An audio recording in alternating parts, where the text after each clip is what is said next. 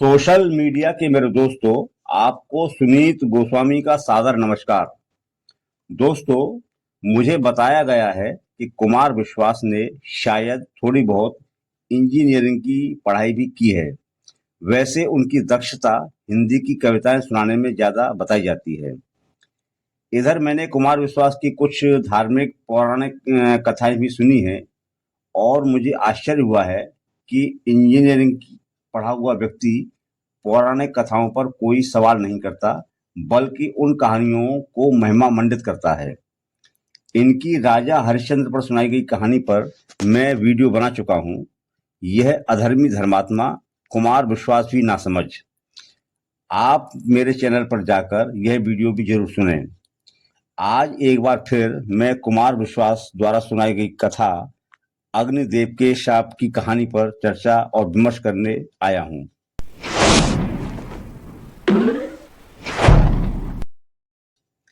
मैंने कथा का शुरुआती अंश आपको सुना दिया है। चूंकि यह कहानी लंबी है, इसलिए अग्निदेव के शाप की कहानी पूरी अगर आप सुनना चाहें तो YouTube पर जाकर सुन सकते हैं। मैं तो केवल इस कहानी में जो मूर्खतापूर्ण बातें निकल कर आई हैं, उन पर सवाल करते हुए आपके सामने हूं। यह कहानी हमें बताती है कि पहले अग्नि के पास यह विवेक हुआ करता था कि वह अपनी इच्छा से जिसे चाहे जलाए, जिसे चाहे न जलाए। मतलब अग्नि के संपर्क में आने वाली हर चीज जल ही जाए, यह जरूरी नहीं था। अग्नि किसी को जलाने का या न जलाने में पक्षपात किया करती थी या पक्षपात कर सकती थी। वह तटस्थ रहकर अपना धर्म नहीं निभाती थी। कुमार विश्वास ने कहानी में बताया कि अग्नि की यह तटस्थता अग्नि को एक शाप के कारण मिली। यह शाप ब्रह्मा के पुत्र महर्षि भृगु ने अग्नि को दिया था। भृगु ने शाप देते हुए कहा था कि हे अग्निदेव, मैं तुम्हें शाप देता हूं कि तटस्थता तुम्हारा स्वभाव बन जाएगी।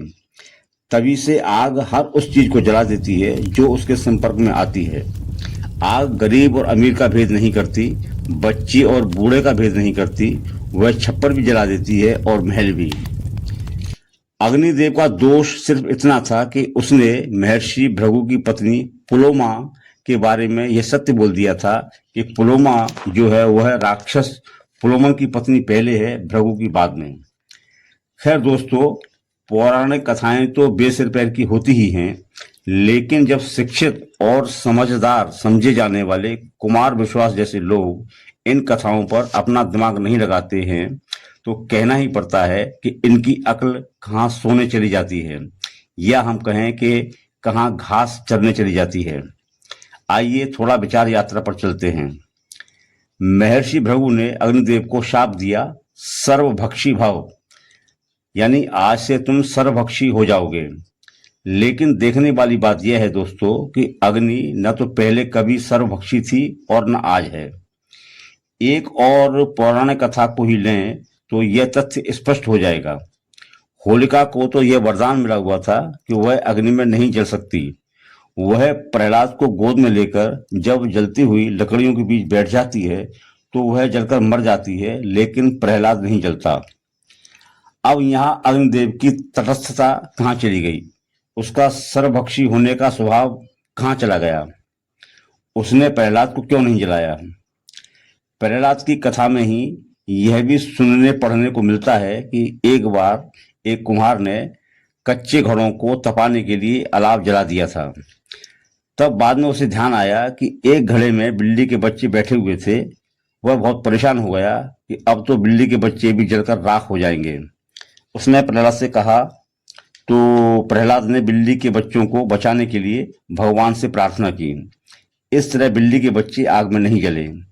तो कुमार विश्वास ही बताएं कि अग्निदेव को मिले सर्वभक्षी शाप का क्या हुआ। और दोस्तों, फिर बहुत ज्यादा पीछे पुराणों में जाने की जरूरत भी नहीं है। केवल 3-3.5 महीने पीछे अगर हम लौटें तो हमें ये बात शिद्दत के साथ पता चलती है। 12 जून 2025 को अहमदाबाद में भीषण विमान हादसा हुआ था। विमान में उड़ान भरते ही ऐसी आग लगी कि पूरा हवाई जहाज आग का गोला बन गया। विमान में मौजूद 275 लोग जलकर भस्म हो गए। लोगों को जलाकर मार देने में तो आग सर्वभक्षी बनी रही, लेकिन विमान में मौजूद भगवत गीता को आग ने नहीं जलाया। गीता का एक पेज भी नहीं जला। तो यहाँ भी अग्निदेव को मिला सर्वभक्षी का शाप बेकार चला गया, यह हम कहे कि निष्फल हो गया। जलकर राख हो गया, स्वाहा हो गया, कुछ नहीं बचा। पल भर में ही जिंदगियां आग के लपटों में ऐसी घिर गई कि सभी की सांसें थम गई।